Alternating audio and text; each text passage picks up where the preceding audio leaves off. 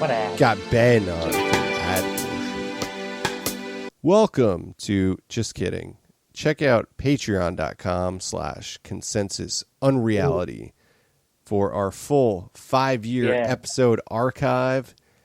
Our new printed Journal of Shells, Volume 5. The Journal of Shells, Volume 5. Yes. Our printed publication available on our print club tier on patreon.com/consensusunreality. Super excited about that. Sign up to that to get all kinds of weird stuff in the mail. Printed and recorded materials. We've got plenty of great ideas kicking around that will be coming into mailboxes soon. And exclusive ongoing episodes on Patreon. So if you enjoy what we do, it's the best way to support the show. Thanks for listening. Enjoy this interview.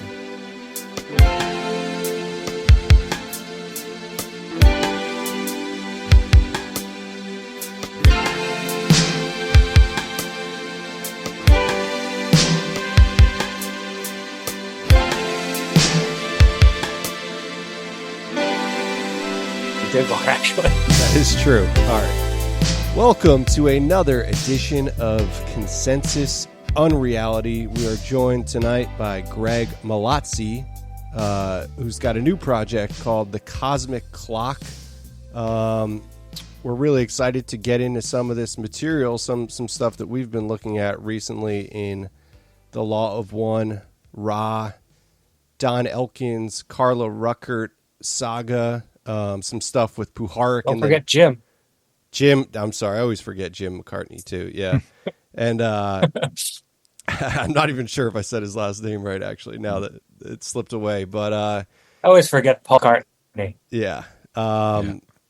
We, and of course, hope to get into some of that Puharich and the Nine stuff as well, which has been a recurring theme on this show and many other shows when looking at 20th century ufology. Tell us a little bit about the Cosmic Clock and how you got to this project and what this project's going to look like. So basically I've been working in film for a long time, mostly as an editor and working in documentaries. And, there's so many ideas that I've had on my own over the years that I've wanted to do something with and pitch as a series. And it's, it's difficult to do that, especially nowadays with the landscape changing so much. You don't even really need a Netflix anymore. It's like you can do something on YouTube and all of a sudden have 5 million subscribers. So I came from a background of like working a lot in that world and trying to pitch show ideas and make pitch decks and sizzle reels. And I had a number of ideas that I just thought, why let these just sit there? Because I'd had these opportunities that fizzled out and pitches that didn't happen. So basically I got really tired of just that grind in that world, and I just said, you know what, like there's so many people out there now who are doing their own thing, have their own YouTube channels, and I was very unfamiliar with that world, and I just thought, well, I got to do something with these stories, and I just thought this was the best way to approach it. And so I just figured, I'll start my own thing, and that became The Cosmic Clock, which is actually a reference to Puharich. I don't know if you're familiar. He had a I don't know, it might be too much to get into now, but basically he had this a wristwatch that he claimed would start and stop at certain times, and those are the messages he would receive from ETs. So I just, again, all this, like, let me just do this myself once and for all, start something, and that's what became The Cosmic Clock. And the idea is just to have a platform for all these stories that have just been kind of like on the shelf for so long, because I want to do something with them, and it's just a shame to just have them sit in that state of going nowhere. So that was the idea behind it. Oh, nice. I mean, that totally tracks that whole field of developing stuff for television. Can seem like things could get lost in the weeds pretty easy, which I'm sure can be frustrating too. Mm. And Oh yeah. I guess the first thing that you kind of worked on is this Don Elkins story. Is that correct? I mean, or at least that's what you've got kicking around for maybe your first drop. Yeah. Yeah. So that was something I, was very interested in Elkins particularly, and of course the whole raw material story. But yeah, basically that was something that I was trying to pitch as like a multi-part podcast series because I had come across this archive that was really interesting. I don't think anyone has really heard this stuff pertaining to that story. And again, all these people seemed interested. Nothing happened. So I one first project. Okay, let me try to do this myself here. And yeah, that's one that we're doing. And we have some stuff done. I mean, hopefully in the next maybe month or two, we're going to start putting some episodes out. We've been working on it, but that's the first project. And what's interesting, the archive I came across was there was this guy. I don't know a whole lot about the early raw stuff myself, but there was a guy named Hal Price. Does that name ring a bell in this whole story? Yeah. Yeah. So he was a guy who had this channeling group in Detroit Yeah. in the Right. I think the late 50s or definitely early 60s. I wish I could show you. I guess it's no video. There's no point. I'm looking at them right here, but they're Is holding up my monitor. So is that they're, the Detroit Flying Saucer Club? you know, I I don't know actually. I don't know if it was connected to that. I don't. It may have been. The tapes that I have, in particular, are from 62, 63. Um, and they're old, big reel to reel tapes. And basically, what happened was when I was researching the Elkins story, he mentions Hal Price as somebody who first got him interested in Yeah. channeling, and he went to those groups. So it's crazy story, but I basically somehow got in touch with this guy. He was like 90, Holy shit, that's and crazy. this was years ago. Goes to show how long I've been trying to work on this stuff. This was like 2015, maybe Yeah. 14. But I got in touch with him and his daughters, and one thing led to another, and they're like, "We've got all these tapes of those sessions back in Detroit.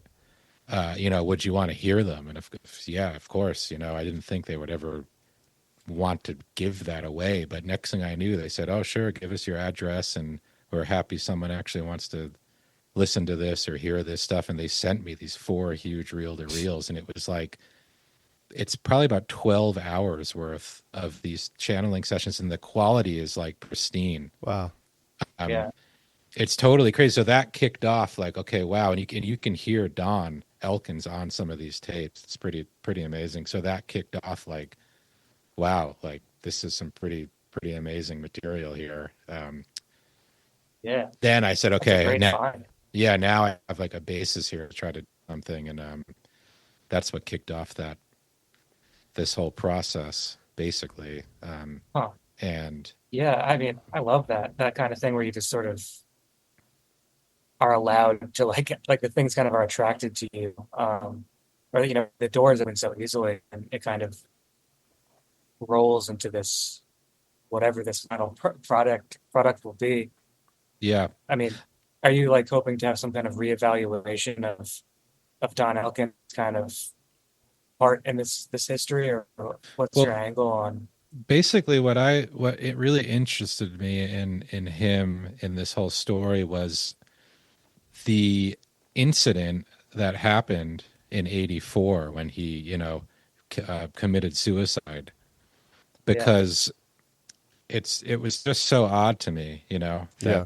the way it went down. And we found these old newspaper articles that outlined what had happened that night in one of the Louisville newspapers. And that's kind of what drew me in, because it was one of these stories of like, well, what led to that moment, what led up to him being, locking himself in his house, having these police like shoot tear gas canisters into his house. I mean, that's crazy.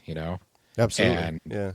that was my in of like, okay, what led to that moment? And another thing we found, which you can hear in that trailer we did, we found these tapes of the police investigation, and in fact they're interviewing Carla and Jim and asking questions of, okay, what's going on with this guy, what happened, almost like an investigation of that night.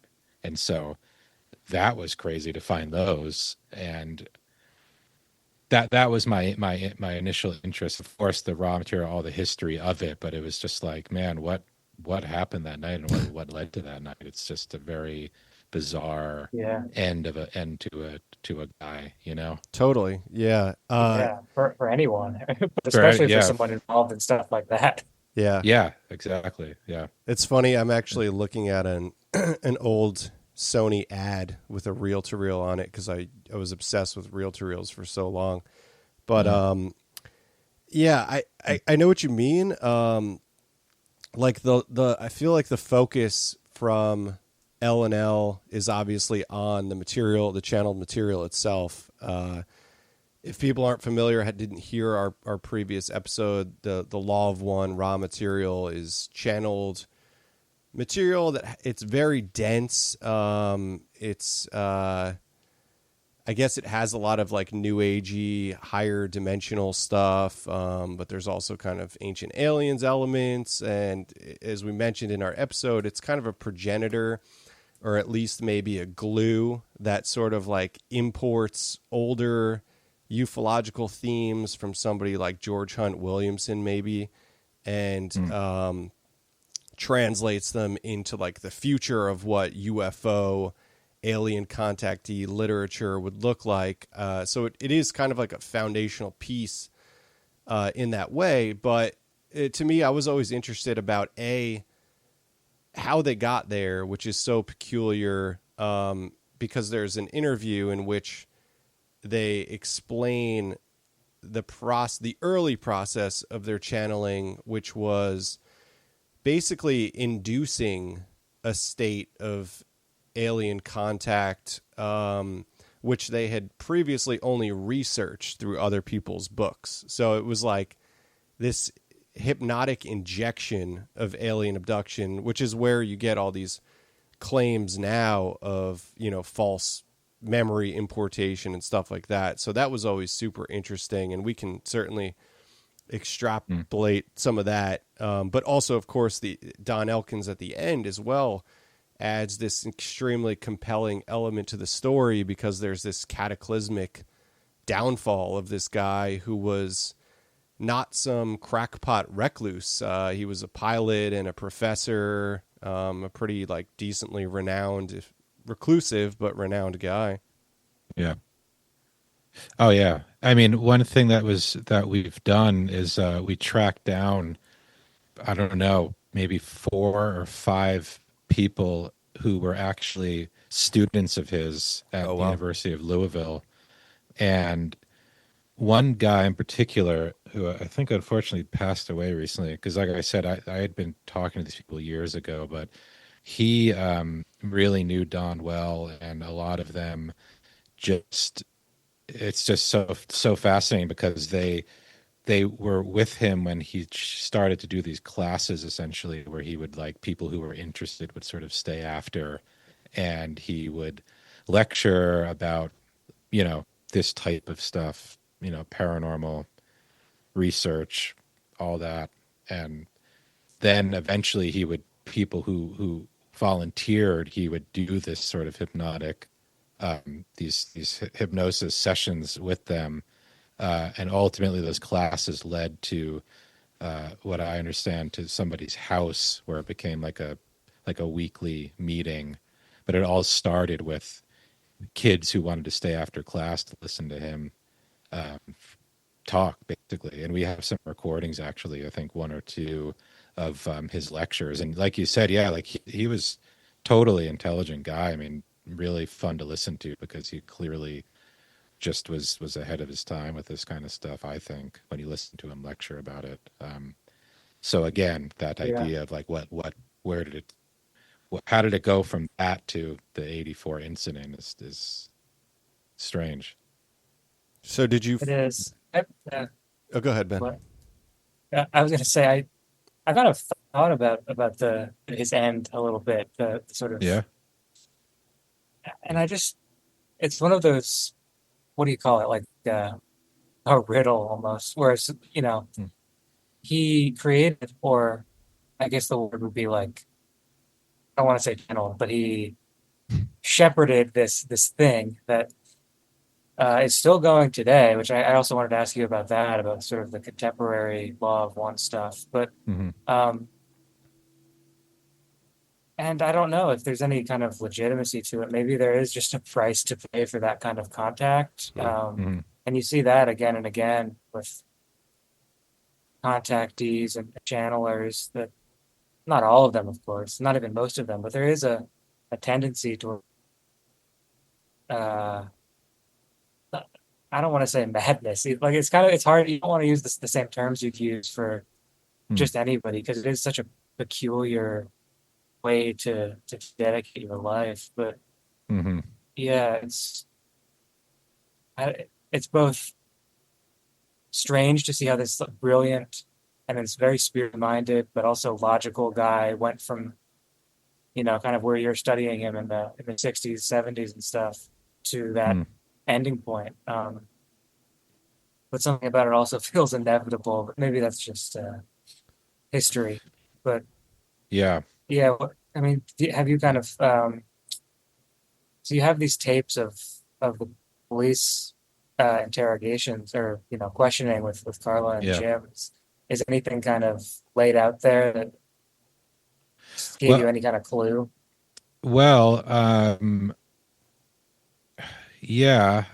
Basically, I think from what you can tell on the tapes, like the police were, because like we're saying how much of a strange episode it was. Like I think the police themselves had a sense that something, some sort of foul play was occurring, because they didn't know, or at least to some extent know, like who Don was and what he was doing. And so obviously, you know, at that time there was a lot of the satanic, ritual stuff and all that madness. So I think they thought, okay, who's this guy, and channeling and alien? Okay, must something weird must be going on here. And I think that the cops were Wow. looking into it as a potential sort of like foul play situation.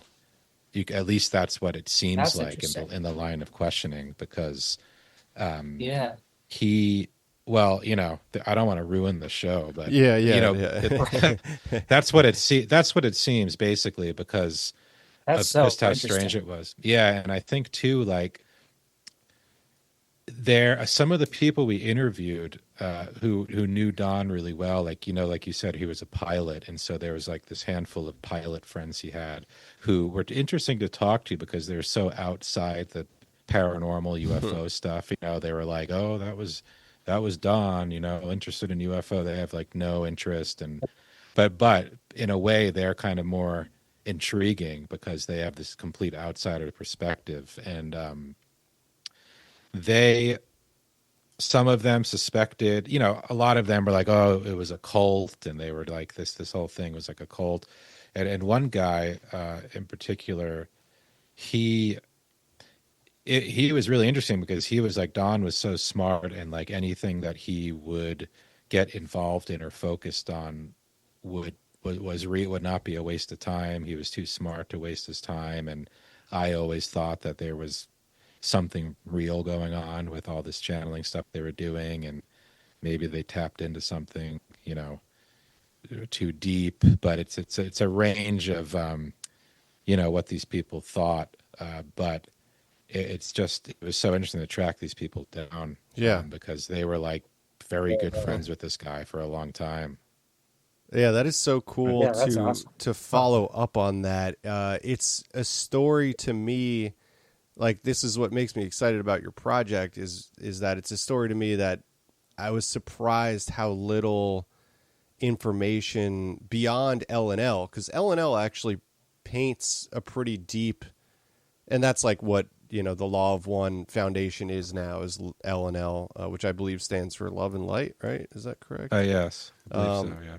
Yeah, they have a pretty good archive on their website, and I think they're telling a fairly straight story. I mean, you might disagree with that in terms of what you've uncovered now, but yeah, I think that there was a bit of painting a picture of Don becoming increasingly paranoid and stuff at the end of his life, which is interesting because obviously he can't, tell his side of that story. But that is also something that's completely endemic of people who become interested in these avenues of research and whatnot. And I thought recently about that Detroit Saucer Group, because now that you mentioned Hal Price, that was one of the things that really stuck out to me, is that early on he got the idea for that hypnotic induction of like alien contact through a Detroit Saucer Group, and then I found out otherwise of this Detroit Flying Saucer Club, which I imagine has to be related to this Hal Price figure. Maybe he came a little bit later, because I believe this Detroit Flying Saucer Club was actually started in like 1954, and they had a lot of. They were very connected to George Adamski, George Hunt Williamson, who I previously mentioned, and it kind of makes me wonder. I'm really fascinated by George Hunt Williamson. He's somebody who had a lot of direct alien contact through intentional methods, one of which was a Ouija board, the other was radio telemetry. So, but he's also a very dodgy character. Like when you get into his biography and his accreditation and stuff, like there's a lot of falsity that's built into the facade of his image. So it would be fascinating, and I do kind of believe this, that, Don Elkins was inspired by George Hunt Williamson directly. I think that's a very interesting through line there from an early contactee figure. Oh yeah, I would think so. Yeah, he's an interesting guy. In fact, just like last week, I'm sure you've know of it, or may probably even have it, that book A for Adamski. It's like a big coffee table book. It's that's really great. Adam Go Rightly. He's great. Yeah, but yeah, Elkins, he tells this story in an interview. It may even be you've probably seen that interview of him online. It's like from the 70s on like a talk show. Yeah, he says, when he was a kid, he had like a UFO sighting, and then he tells of the whole Mantell UFO incident. He was younger when that had occurred, and that was a big pivotal moment, I think, for him that got him interested in that topic. And so, yeah, it's strange because I think with the channeling, like, to me, it's always a question of what is really going on here. I mean, I've dealt a lot with of this with the Puharich stuff too, where I think of someone like Carla, and this woman Phyllis Schlemmer, or someone you've probably heard her name. Who, these are people who, would not, with all due respect to them, would not be able to just sit there and conjure up these messages and thoughts and just have that in their head, and like I couldn't do that, like clearly there's something going on there that is causing these ideas and these thoughts to even occur and come out. And I think there's a lot of questioning of like, well, is it implanted? Is it somebody are they somehow tapping into the person next to them and that they're feeding off that, or is it just fake all across the board and she's just making it up? And with Carla, I felt the same way as I did with Phyllis Schlemmer, where they what she comes out with is very profound, eloquent, well said, and it just seems so strange that if it were all sort of made up or whatever, that she was just kind of able to do that. I don't think that's the case. Super dense too. That's like, Yeah. and also in the case of Carla, you have it all recorded on audio, which is an interesting element of that as well. So you can kind of hear the intonation in her voice. But while we're on that, I mean, what do you think? I'm sure you've encountered this and maybe dug up some stuff on it. But what do you think about the charge that Puharich could have been involved in some way of training Don Elkins, or possibly injecting his like technological devices into the mix? I mean, we know famously he created like a dental filling that could transmit radio signals, which is certainly intriguing in the field of channeling, but also did a ton with hypnotic hypnosis and psychics and channeling as well. And there's a clear, I mean, there is a point where they met and they were fascinated by Puharich, like many people were at that time. But they also directly encountered him, and in Mexico, and there was, I believe that Puharich oversaw their psychic surgery by Arrigo, the rusty knife doctor. So that's a whole crazy part of the picture. Well, too. that would have been Pachita. Okay. The Pachita was that was more active in that 70s, mid to late 70s time. And Argo was someone Puharich studied, but that was more like in the 60s. Oh, okay. The same idea. They were these kind of alleged psychic surgeons who did that kind of stuff. With the connection with Carl and Don with Puharich, like I think it was 77, 78, they spent a lot of time up at his place in Ossining, which is called Lab 9.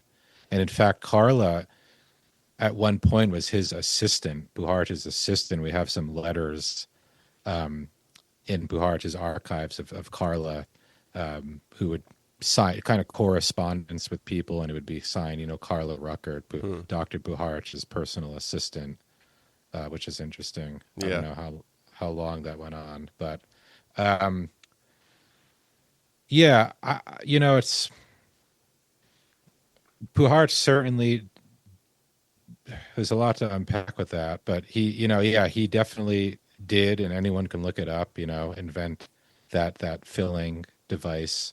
And he had a slew of other patents in that area as far as different ways to interpret sound using frequencies and that kind of stuff. But, I've seen a lot of this like CIA connection to the raw material, and I don't really know, because I think, to me, the question is like, for what purpose?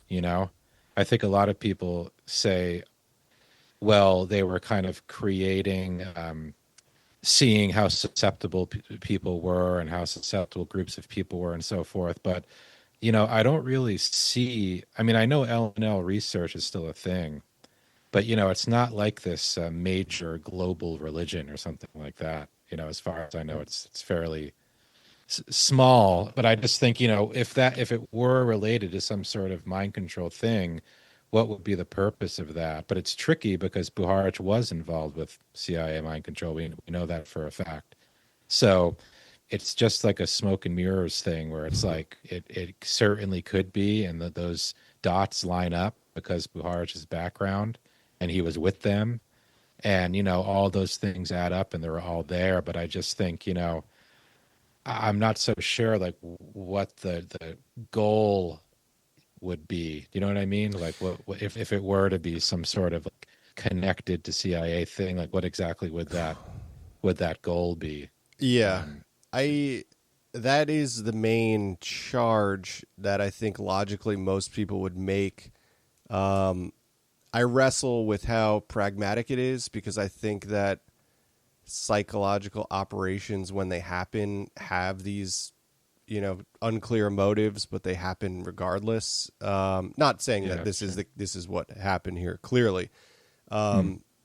but the proximity of it all, it makes it interesting in that way. But I also I don't we I think we've had a lot of conversations about Puharich, and it's kind of hard to make the figure clear in a way. I do think that there's kind of like a little bit of a parapolitical boogeymaning of him going on. Yeah, Not to say that he didn't do some crazy shit and like do it for nefarious purposes and all of that. That's in there. But at the same time, like I'm not always sure that he is completely this like Wario figure that people make him out to be. yeah. But it's possible. But Hmm. it's very unclear. I mean, there was also a fascination with him in the New Age and paranormal community in the 60s, 50s, 60s, and 70s. I mean, he was Yeah, everywhere, and I think everybody was very fond of him, and um, yeah. so I don't know. It's he's a very interesting figure in that way, and it is like you said. It's the wilderness of mirrors, certainly in this case. Yeah, I know what you mean because it's just the fact that Don, Don and Carla were at his house. Um, things add up. I mean, so basically, this other thing I've been doing for a long time now, and it's finally done. But this whole film on Puharich, basically, it was a similar situation where I was able to get um, all basically like his entire life archive from his family, and that included basically everything the guy did mostly throughout his whole life, dating back to the 50s, and there's a lot in there that I think will answer those questions that people often ask when his name comes up. There's still mystery there. I've studied the guy and looked into him for almost 10 years, and there's still things that I have no idea about and still question now. And but what I will say is he definitely was like a pioneer and definitely wasn't just a blanket evil government mind control guy. I think he got caught up in a lot of that stuff. I think in a way almost like against his will. Hmm. I think it was a kind of a situation where he was around it. He was involved in the 50s with chemical warfare and all that. And I think it's just that classic situation where once you're involved in that, you don't just walk out. It's like the whole mafia thing. It's like you don't just say, hey, I'm all set Oh now. I'm yeah, gonna Yeah. like of stop course. doing. So I think that was his problem. Like, he just so deep into that he became an asset. And I think you hear this a Yeah. lot where it's like you're a scientist. How do you make money? You get grants. You get you have benefactors, but at the end of the day, if the government's going to give a massive grant, um, it'd be interesting to take that. And I know he did a lot of that. I mean, we have documents that prove that he was doing contract work for any number of agencies at that time. Who do you Yeah, think tried to burn down the house? That's a whole other thing, Uh, I guess but I mean we should. That was the house in Ossining, right? The that's lab. right. Yes. Yeah, that was in 78. Again, this is, and I'm not just saying this to try to, not keep the film a surprise. I genuinely, it's just many people have many different takes on that. hmm. Yeah. Puharich very openly, it says that it was the CIA. other people, including someone who was there, say that it was a disgruntled, member of the group that was there at the time. People suggested it was that guy Ira Einhorn, who was there. But yeah, I mean, I'm not hiding anything. I mean, I have never come across like a smoking gun thing and like, oh, this is it. But I would suspect with the time I've spent studying him that at that particular time in say 77, 78, fire was in 78. He was extremely vocal about the work he was involved in, which had to do in part with sort of whistleblowing on different things he had done in his past. I think at that point he was kind of like tired of being this pawn of the government, and so he was really out there lecturing at conferences all over the country and stuff, just kind of really being open about a lot of things that maybe these agencies are saying, okay, who does this guy think he is, going out and lecturing and telling these stories. So I think it had a big part to do with him just kind of having this screw you moment and just kind of going out and again blowing the whistle on certain things he had been involved in. And the powers that be were not thrilled with him doing that. To me, that makes the most sense, knowing him and knowing his story. But again, never came across a document that says this is what happened. Yeah. Still kind of a mystery. Probably always will be, unfortunately.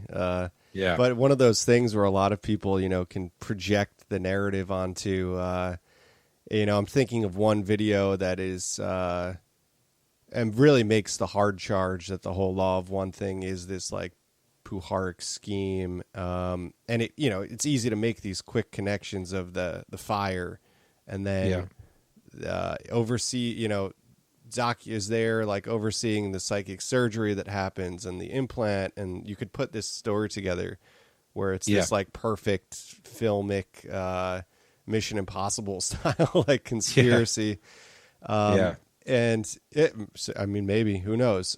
We don't know. But did you encounter like any of the people that worked with Puharich later becoming detractors? Because one thing I can think of is in this video, one of the charges is that Lyle Watson came out and said that a lot of this stuff was a hoax and was, but it's not really explained. It's one of those things that somebody just says in passing, and it's like, I wish you would just gave me a source for that, because that's a very interesting, fiery statement. Knowing who Lyle Watson is, writing the Supernature books and being so closely related to the 9 channeling group and Arthur Young, and an integral part of that 9 channeling group story.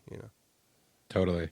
Yeah, I was digging into Lyle Watson for a while, trying to find some sort of archives or anything from him. But one person I did talk to who spent a lot of time in that group with Watson, it was like 74, 75 ish, was this guy Norm Shealy. Does that name ring a bell? No. He's a guy. Really? Yeah. Yeah, you could look him up. He's a guy. He's still around. He's like 90, but he's super animated and youthful. And he's one of these.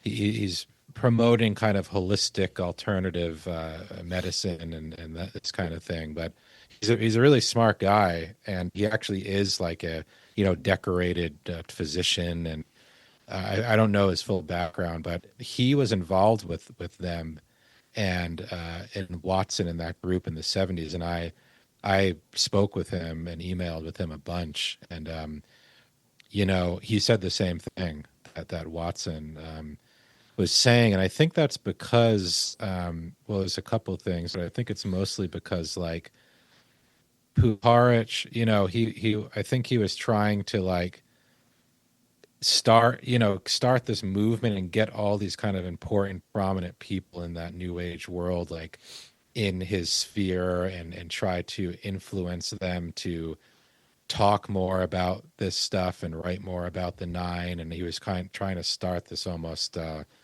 group of those kind of people to really like get that message out. And of course, he needed money, and so he was bringing. I'm sure you've heard of this guy John Whitmore. He was this wealthy guy. So people were kind of funding him, and I think for some of the people involved in the group, it just kind of hit a wall where they're like, okay, what's happening here? Is this real? And there was apparently some prediction that was made that didn't happen, and people were, I think, kind of just getting a bit fed up with it. But then the interesting thing is you can look at it all as like that was happening alongside Puharich doing intelligence work. And a lot of times you see, and I've learned, that people doing that type of work will have a benefactor on the side. So it's kind of a fallback of, this is where I'm getting money. And if the money needs to be followed, it can go back to the benefactor. And in Puharich's life, you see that constantly. He's always, working with somebody or aligned with somebody with money who's apparently funding what he's doing. Meanwhile, he's also more than likely I know involved in intelligence stuff. So it's very murky. And there's also people we've talked to who, just full blown believe everything that was going on. If you even bring up an intelligence connection, how dare you? He would never do that. But we know, there's stuff anyone can look up out there that shows this. So, but anyway, it's a long way of saying this guy, Norm Shealy, he was part of that group with Watson, and he was really nice to talk about it. He ultimately said, yeah, we felt led on, and so forth. So interesting. That's basically the charge that Watson made too. They just felt like he felt like the narrative was being overlaid for him or something, or did he feel that it was like some sort of intelligence conspiracy at all? Well, I think he felt, I think he definitely had weird feelings about it all, for sure. Yeah. But I think it was mostly like, okay, if there was a prediction that was made by the nine and it actually happened, then you would say, oh, wow, okay, like this is real, or this is, okay, what's next? And there's another, but there were these multiple predictions that didn't really go anywhere. And I think that was mostly the reason, where they were like, well, why would I fund more money, or why would I write a book about this stuff if you can't even get one prediction right, True. Yeah. But there's other stuff he did back then with like remote viewing and kind of predictions as far as like world events went that actually were accurate, so it's always that, well, what's really going on here, Yeah, if I recall correctly, in the 9 briefings from deep space, that's the Stuart Holroyd book. They're being led around the world essentially to stop an inherent nuclear threat. That's like, and that's part of the prediction scheme, I suppose. But it never does come. And I feel like there's that in the Uri book as well. It feels like there's an intelligence angle of like geopolitics. It's kind of hard to grapple with what the reality of that is, but it's certainly underneath it. Oh yeah.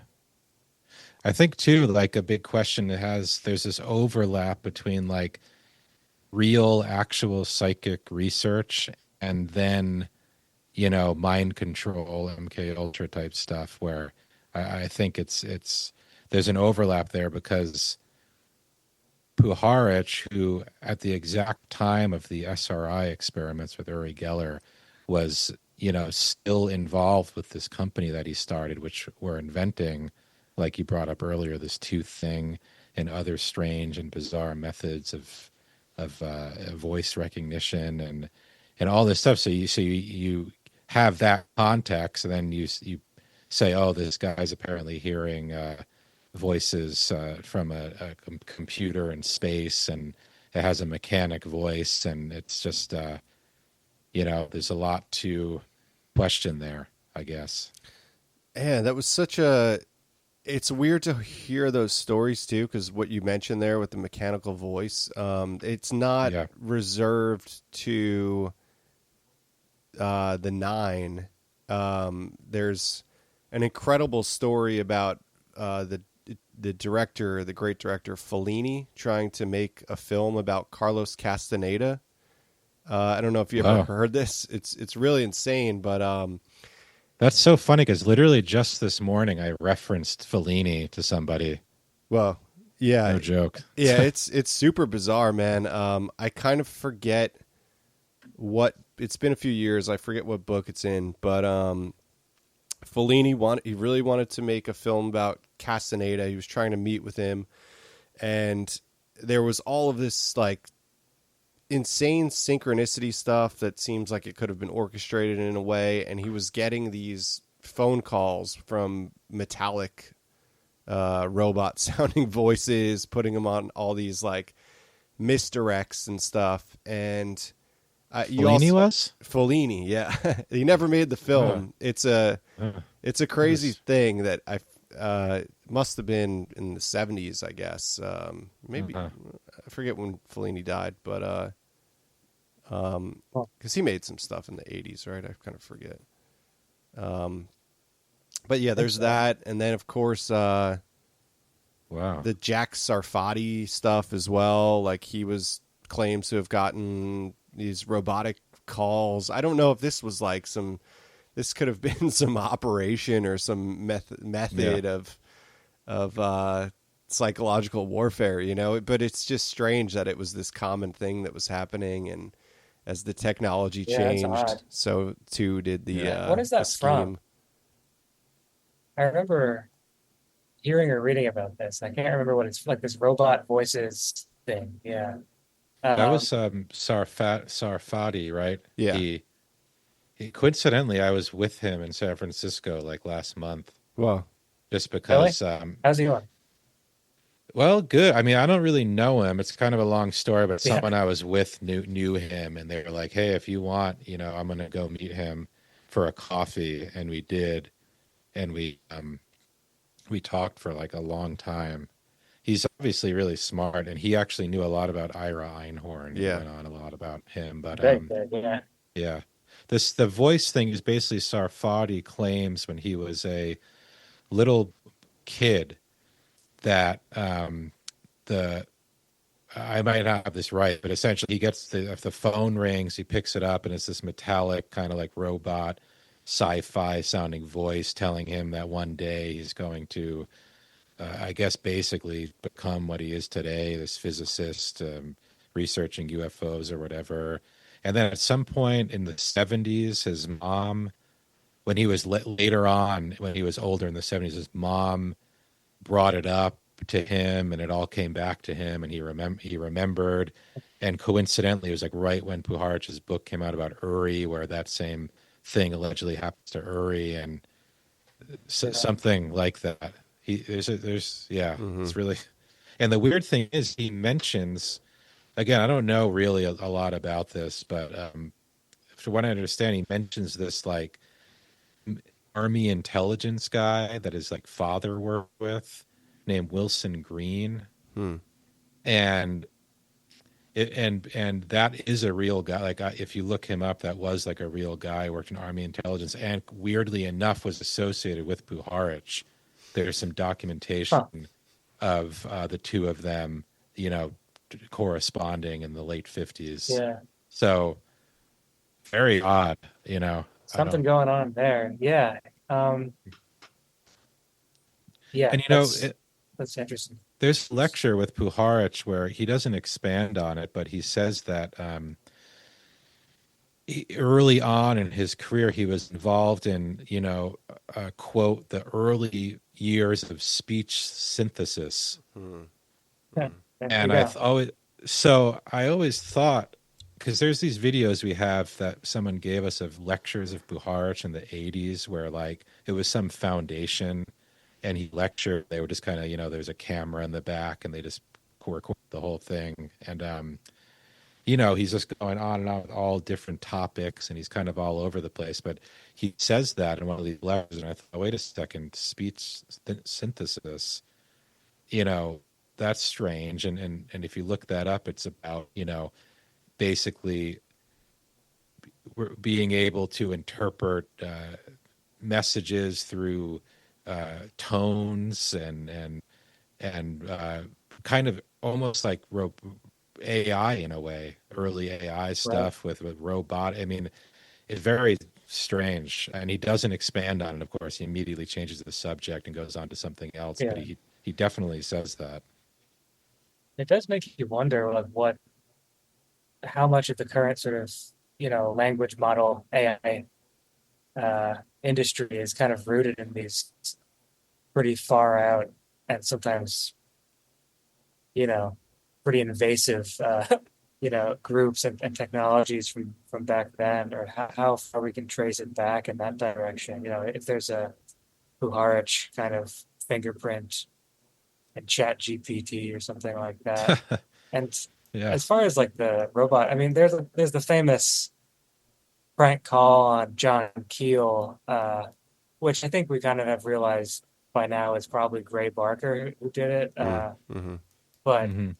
during like the Mothman collapse, Keel himself got a threatening phone call from a robotic voice, which Yeah. was played very much like for horror in the Mothman Prophecies Yeah. movie, like Yeah. as though we're really some kind of interdimensional robot, when it's more likely it was either some kind of weird early synthesized voice like what you're talking about, or Ray Barker put in a robot voice. Yeah, Like, talking through like a Yeah. yeah, toilet paper roll or something. Well, I yeah, think what's so strange too is that like the Geller book, I'm sure like they talk about how apparently like this robotic voice would come through on tapes. Yeah. Like they yeah, all of a sudden the tape recorder would just start recording, and when they played it back, it was like the synthesized voice, and it makes sense that like that would be something that would have been experimented with at that time for like intelligence purposes, Mm. right? Mm-hmm. Yeah. But if it's sure, under this idea of, oh no, it's like this ET group, and that's how they communicate, and the person involved is says, oh, okay, I guess I believe you, but that was always strange for me because like okay, he's admitting he was involved in early speech synthesis stuff, and then like cut to Uri Geller, and they're hearing robotic messages on these tapes, and apparently it just appears on the tape, and they have no idea how. And Puharich later references to like experiments of trying to basically project thoughts straight to magnetic tape, and these kinds of experiments. Mm. So it's it's strange because then he puts out the Uri book, which was like so really I'm sure you know about it, like it's just Mm-hmm. so over the top, sensational, wacky, like how would yeah, anybody ever buy this story, and you know but he puts it out, um while we still know he's involved in this kind of stuff. So that like was that intentionally misleading and crazy to get people to think that the guy was like out of his mind and not to be believed, or you know a lot of rabbit holes there with that one. Yeah, yeah. And that book is absolutely. like it's a whirlpool of the entire '60s and '70s conspiracy ufology thing. It's like yeah, that's a weird book. It's a puzzling book, yeah. And you're right, it is very time and place too, the way that it kind of unquestioningly writes about Uri Geller as if he's a superhero. Yeah. And of course, it's like the nine. This is the first time that the nine have sort of resurfaced Yeah. since the 52 incident. And, you know, that's strange too. But it's a bit of a rabbit hole, the nine thing. But I think, the first, I think you really, if you want to figure out the nine thing, you really have to go back to the moment that it all first started in the early 50s. And, I know there's tons of stuff out there about it. And we actually have some of those recordings of the Dr. Vinod. Oh, wow. And That's crazy. yeah. And again, it goes back to that idea I mentioned earlier of like, he didn't seem like a guy who was just able to make up this stuff. And it's super complex. It's like really, really scientifically dense and complex, and equations. And it really makes you think like, oh, okay, is this like real? Is he actually really, channeling this kind of stuff? That's awesome. I did not know that those recordings existed. I was actually going to ask you about Dr. Vinod because he's such a weird. He was only in America for a short period of time as a medical doctor, right? But why he was the channeler, I kind of forget. Yeah, I don't know if he was a medical doctor, but he was like, I later discovered that he was actually in the United States on behalf of something called the World Parliament of Religion. And he was on the board of this, and he was like really good friends with Gandhi. And I never knew anything like this. Like, I did a newspapers.com search on him. There's a bunch of articles that he was like on this sort of like Rotary Club tour on behalf of this World Parliament of Religions, lecturing about, mysticism and things like this.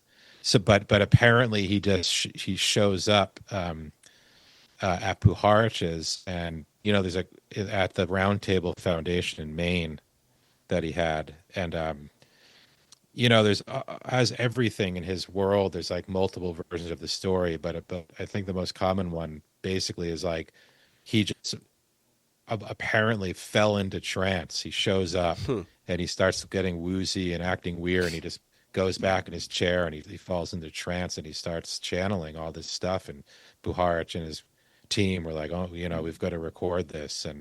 And I guess after that they hypnotized him, because like, I don't think he just spontaneously, apparently the first time he spontaneously fell into a trance, but after that they used this, hypnosis method. And he would just like, we have transcripts, some tapes and transcripts, like, I'm talking like hours and hours, it's like crazy. Wow. And it's really strange. And it just, again, that early stuff does make you think like, okay, what's going on here? Because there's no indication that would have been like a quote unquote intelligence thing, Oh, yeah.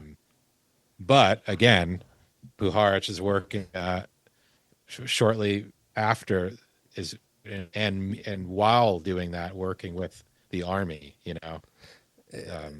Oh, yeah. It's always lurking, that. And I believe he would have been experimenting with psychoactive substances at that time, although that doesn't really help as to how this guy is coming up with all this information. Yeah, because I don't know a psychoactive substance that like makes you just expound a dissertation on alien contact or something, but shit, maybe it's out there.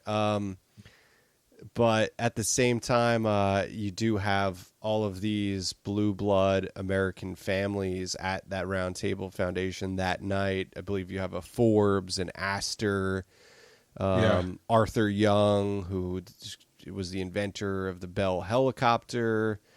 And in Peter Levenda's I'm sure you've encountered some of his writings about this subject. I think he kind of popularized it in Sinister Forces. In the newest Tom DeLonge, Peter Levenda book, I listened to the audio of that. God bless my heart. But he kind of actually uncovers a lot of new weirdness concerning the Nine. And I believe he went into some of that history about Dr. Vinod, although I don't truly recall. But what you're saying sounds totally familiar. A really interesting thing is that Arthur Young, who, was a huge donator to the Philosophical Research Society, wrote like tons of literature on, background literature in the New Age community and stuff. His Yeah, wife was very good. Well, I wouldn't say very good, but was friends with Lee Harvey Oswald's wife, that's and right. there's Yeah. a whole like I think that she might have been there when they were looking for Oswald or something. If I'm correct, I'm kind of Yeah. forgetting, but yeah, There's a film, it's out there. It's about her, Ruth Forbes Payne. yeah, And yeah, I know that is such a rabbit hole, like, because yeah, why would all those people be there? Why would there be army intelligence people there? Uh, it's it's ripe for, conspiracy, of course. But again, that is an area that I personally never came across, like a very specific smoking gun or document or something that really outlined or explained what exactly was going on there. But we do know for a fact that he was involved in army intelligence, and then he had some paper that he wrote in 53, 54, which was that exact time of Vinod, about the possible uses of ESP in warfare, or titled something to that effect. That was presented at the Pentagon, and that definitely happened. I mean, we have record of it. So why is he doing that? Well, he's going to the Pentagon to lecture about that, and going back and doing channeling with Vinod. It's strange. definitely, yeah. Is there other stuff that you're working on for the Cosmic Clock besides these massive undertakings with these Yeah. two connected projects? Yeah, the Puharich thing, yeah, I'd be happy to, to come on again when it comes out. But there's a bunch of stuff that, like, we're just, it's not out yet. I don't want to ruin anything, but Understandably, yeah. that's going to come out this fall. Hopefully, probably November. We're aiming for, and that'll be exciting because I think it'll. There's a lot in there that I don't think people have ever. I don't think people know a lot about his story and in the way that we discovered through his personal archives. And I think it's going to be, shocking in a good way, because we're bringing things to light that just aren't out there about him on the internet. So I'm excited about that. Yeah, the Elkins thing. Yeah, we're going to try to start putting some episodes of that out in the coming month or so. And yeah, there's a bunch of stuff we're doing, and yeah, what I wanted to mention, because I was listening to your past episode with, forgive me, I forget his name, the cryptozoologist researcher, Joshua Cutchin Tim, or Tim Grieve Carlson, oh, the Tim. last one, yeah, Grieve Carlson, yeah, who yeah, was really interesting. And you guys brought up this idea of, like, sort of rescuing archival materials of these kinds of Right. people, and some of the names that you brought up were interesting. Particularly this guy, he brought up a guy named Tom Slick, mm. who was somebody who was associated with Puharich as well in the 60s. But what I Yeah. wanted to, yeah, I don't know much about the guy, but his name is familiar to me. Anyhow, I wanted to bring up, I was really pleased when you got into that conversation, because I've recently started this endeavor. Rather say I joined this endeavor. It's called CARE, which stands for Center for Rare and Exotic Archives. Hmm. Huh. And what that is a guy I got to know last year, 2 years ago. His name's Gabin, and he's in France. And he kind of behind the scenes, he's not really out there on social media, or doesn't really. He has a website which we can post so people can find it. But basically, he's coming at this subject as more of like a researcher, an artist. He likes to collect books. It all started with, I think, book collections. But basically, he has a huge collection of materials and archives of paranormal researchers, not just in France or in Europe, but really all over. I don't know if you're familiar with Huh. Stanley Krippner. Um, Yeah. the Yeah, he did a lot of stuff with shamanism, and he was involved with dream hypnosis research, and Hmm. we somehow are able to get a bunch of his archives that no one ever had. And basically he started this thing called CARE, Center for Rare and Exotic Archives, to do exactly what you guys were talking about, this idea of a lot of times this material just gets destroyed, or it's in a storage unit, or the family doesn't want it. And he's started this hub where it's like, well, instead of doing that, bring it to me. And the materials he has are just extraordinary. He's been doing this now for like 20 years, and he's Huh. very, again, kind of behind the scenes with it, but we've just started this effort of putting it out there, making it public, and we're going to be trying to do stuff with this material, some podcasts, so and so forth, maybe some films. But for instance, there's a really interesting researcher. His name's Jean Kashka. Hmm. He's a French gentleman, still alive, and he spent all of the 60s, 70s, 80s, 90s, researching paranormal, all of this stuff. Big UFO guy, really smart. He's written a lot of books that were extremely popular in Europe, but all of his archives have come to CARE, and that includes hours and hours and hours of video footage and just all the stuff that he has done, which he never had a place to put it. So Huh. anyways, this is a long way of saying we've started this endeavor, and when I heard you guys talking about it, I wanted to remember to mention it, because Yeah. it's really cool, and we're trying to actually be public with it now, and raise awareness. And it's really fun, because the guy who I got to know who runs it is super super passionate about making sure this kind of material is preserved, and not in an academic setting, in the sense of like, if you go to a major university and you want to look at, say, um, so and so's archival material at a special collections, you've got to make an appointment. You got to do this. You can only look at one box, and then you have to put it back, and you have to make another appointment, and you can't copy anything. And and this is like different. It's just kind of like an open source. And so that's something we're doing, and I figured you guys would be pretty interested in it. So Yeah, Yeah. 100%. I That's love that kind of incredible. thing. Yeah. yeah, Huh. so Well, so it's called Care. yeah, CARE. um, and Cool. and Yeah. he has a site, which I can send you the link. But yeah, Yeah. that's a long way of answering the question. That's a big part of what we're going to be doing too with the Cosmic Clock, is utilizing a lot of those materials, and basically making them, shows, whatever we can do with them, just putting out documents, stuff like that. So it's all Nice. pretty exciting. Yeah. Yeah, that's so cool. Yeah, I do archival photography. I've been doing it for like 9 years, and yeah, obviously Oh, wow.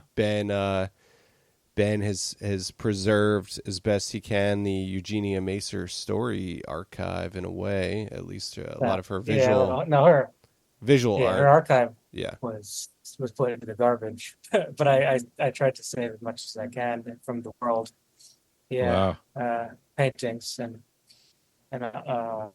some material, but mostly what I can gather from what's already been dispersed. Her actual physical Yeah. archive was kind of left to molder. But yeah, it's Hmm. hard because when this kind of person dies, they just aren't treated in the same way.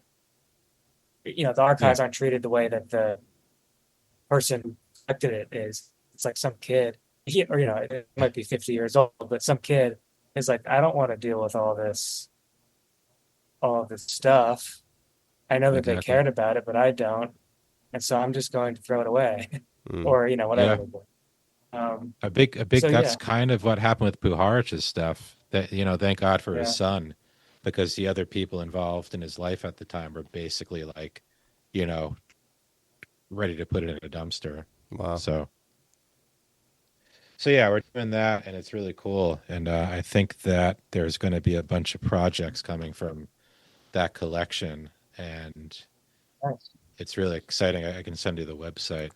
There's a bunch of Yeah. information. Yeah, no, that's incredible. I'll be really excited to look at that, especially, one of the good things about, some of the technology we have now, you can translate documents. And I know that there's a lot of cryptozoological and paranormal French literature that isn't really available in English. But now that we have like the ability to translate visually and stuff, that would be certainly cool to dig some of that stuff out of there. And yeah, I'd be excited to check that out for sure. Great stuff. Yeah. I think we could wrap up here, but that was really, really awesome. It's pretty cool that you've got this stuff to tease, and I'm really excited to check it out. The Puharich piece is going to be like a visual documentary, correct? Yes. Yeah. Yep. Yeah, we interviewed all sorts of people, and interviewed some of the space kids. Wow. Who of Nice. course are now adults, but Yeah. yeah, it's really going to be I think an eyebrow raiser, so to speak. Yeah, I'm sure. Good. Yeah. Eyebrows are down lately. Yeah. Yes. So do you have like a launch date on the map at all for maybe the podcast series or something? Well, I guess all I can really say is just check out the website, cosmicclock.net, because that's where we're going to, it'll be on Spotify and stuff, but that's probably where we'll put them out. But yeah, probably next month, Wow. August, September, we're gonna put out a couple of episodes. So yeah, definitely I'll update you guys, but people can just look out for that in the coming months. Perfect. Yeah, we'll be excited to check it out. All right. Well, thanks for joining us. We really appreciated it, and looking forward to those projects for sure. Thanks for listening. As always, we'll catch you